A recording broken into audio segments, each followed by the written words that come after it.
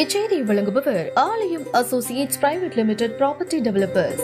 ஆலயம் associates private limited, number 52, third floor, 3B, Ram Darbar, Sterling road, Nungambakkam, Chennai 6,34,000. Ramanathapuram மாவட்டத்தை சேர்ந்தவர் காளிக்குமார். இவர் சரக்கு வாகனத்தில் சரக்குகளை ஏற்றிக்கொண்டு விருதுநகர் மாவட்டம் கேசவன் நாயக்கன்பட்டி அருகே சென்று கொண்டிருந்தார். அப்போது அங்கு வந்த 2 இருசக்கர வாகனத்தில் 4 பேர் கொண்ட அடையாளம் தெரியாத கும்பல் அவரை வழிமறித்து சரமாரியாக வெட்டிவிட்டு தப்பி சென்றுள்ளனர். இதில் படுகாயமடைந்த காளிக்குமார் சம்பவ இடத்திலேயே பரிதாபமாக பலியானார். இந்த சம்பவம் குறித்து தகவல் அறிந்து விரைந்து சென்ற திருச்சுழி போலீசார் இந்த சம்பவம் குறித்து வழக்கு பதிவு செய்து காளிக்குமாரின் உடலை மீட்டு பிரேத பரிசோதனைக்காக அரசு மருத்துவமனைக்கு அனுப்பி வைத்தனர். காளிக்குமாரின் உடல் பிரேத பரிசோதனை செய்யப்பட்ட நிலையில் அவரின் உடலை வாங்க மறுத்து குற்றவாளிகளை கைது செய்ய வேண்டும் என்று காளிக்குமாரின் உறவினர்கள் போலீசாரிடம் வாக்குவாதம் செய்தனர்.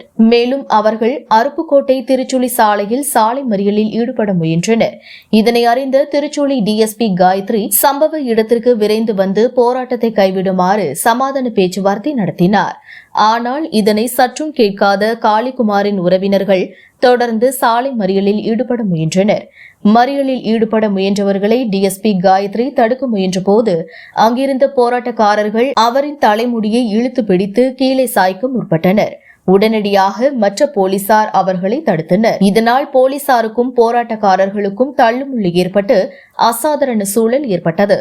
சிறிது நேரத்திற்கு பின்னர் திருச்சுழி டிஎஸ்பி காயத்ரி வழக்கு தொடர்பாக 4 பேரை கைது செய்துள்ளதாக கூறி போராட்டத்தை கைவிடுமாறு பேச்சுவார்த்தை நடத்திய பின்பு போராட்டக்காரர்கள் அங்கிருந்து கலைந்து சென்றனர். இந்த நிலையில் பெண் டிஎஸ்பி தாக்கப்பட்ட சம்பவம் அப்பகுதியில் பெரும் பரபரப்பை ஏற்படுத்தியுள்ளது.